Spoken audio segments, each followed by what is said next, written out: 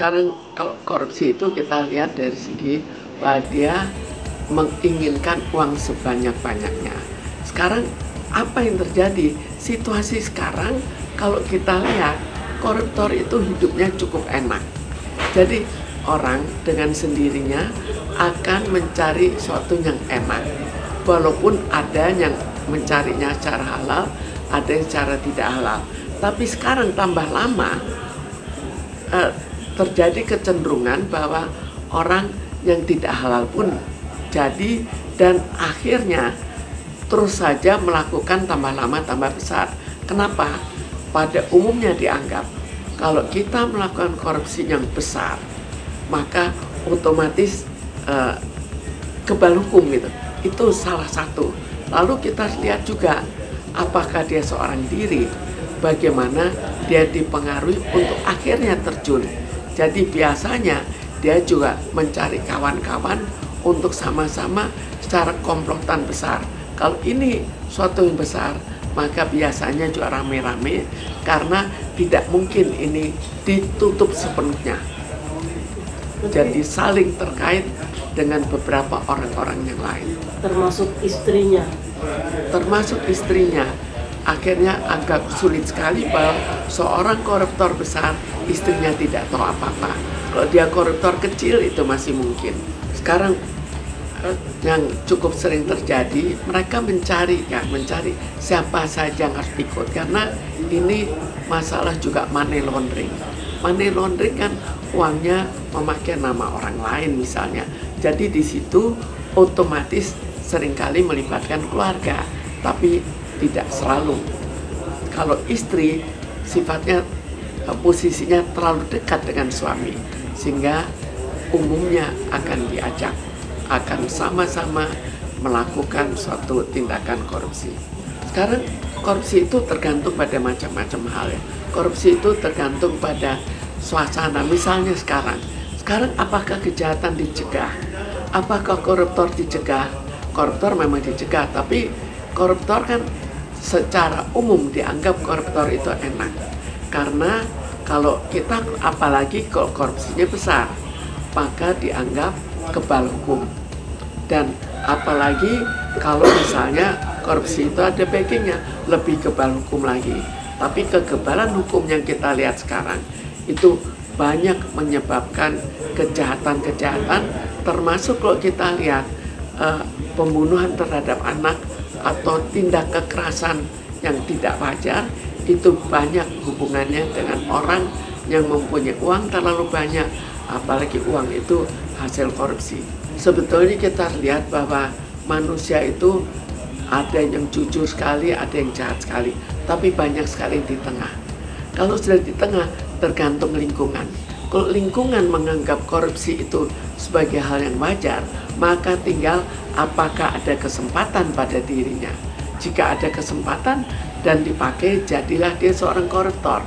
Apalagi ditambah bahwa jika dia sudah menjadi koruptor, maka dia harus mengumpulkan uang lebih banyak, sehingga kalau ditangkap dia bisa minimal ya mungkin hukumannya diperingan, atau barangkali dia dihukum tapi sehari-hari tidak berada di penjara. Itu yang banyak diumumkan pada saat sekarang. Itulah yang terjadi, yang dianggap oleh masyarakat itulah kebenaran. Jadi kalau dia anggap itu benar, maka dia juga tidak takut kan. Dia kalaupun masuk penjara, maka dia bisa membayar untuk tidak di penjara. Dan kita lihat bedanya koruptor dulu. Kalau koruptor dulu muncul di pengadilan, maka kelihatan dia tunduk dan kelihatan sedih atau kadang-kadang menangis. Tapi kalau koruptor sekarang, dia tidak ada kelihatan rasa takut, atau malah dia senyum, karena bagi dirinya ya hukuman yang terjadi bukan hukuman berat, bahkan disinyalir tetap bisa ya menjalankan hukumannya di luar negeri.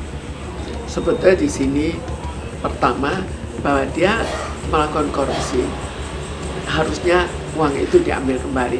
Apakah uang itu diambil kembali persis? Karena banyak sekali yang disembunyikan. Kalau tidak bisa diambil kembali, maka dia keluar dari penjara, dia tetap kaya walaupun tidak super kaya. Lalu kita lihat lagi dari segi masyarakat. Masyarakat sekarang masyarakat yang lebih menjunjung tinggi orang yang memberikan uang, bukan orang yang ideal. Jadi mereka menjadi seorang koruptor, keluar dari penjara, kalau uangnya masih dibagi-bagi ke orang-orang lain, maka mereka masih akan dihargai oleh masyarakat yang dimana dia memberikan uang. Jadi ini masalah masyarakat sebetulnya harusnya juga mengecam seorang koruptor. Kalau tidak, hukuman apa ada pada dirinya? Hukuman hanya di atas kertas dan hukuman yang sebetulnya tidak terlalu berat dibandingkan dengan orang yang misalnya mencuri ayam. Sekarang memang uang itu ke istri dan anak-anak. Istri, anak-anak kita lihat saja berapa koruptor yang akhirnya melakukan tindakan semena-mena karena mereka merasakan kebal hukum. Jadi uang itu sekarang seringkali dianggap sebagai sesuatu yang membuat dirinya kebal hukum. Jadi kita bandingkan misalnya dua orang. Satu orang anak orang kaya raya, satu dan apalagi plus anak pejabat, satu lagi hanya anak orang biasa. Kalau yang anak orang biasa mau melakukan tindak kekerasan, dia akan berpikir, nanti kalau saya dipenjarakan bagaimana. Tapi kalau orang yang kaya raya, dia beranggapan bahwa, oh kalau saya dipenjarakan juga belum tentu akan dipenjarakan. Tapi kalaupun dipenjarakan juga tidak akan berat.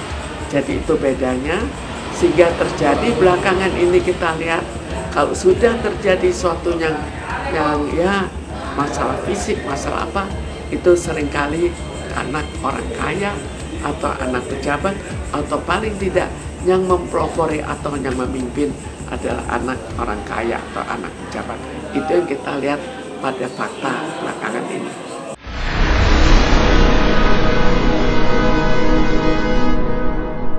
Jadi jangan lupa untuk subscribe Cumi Cumi. Ditekan ya tombol lonceng merahnya.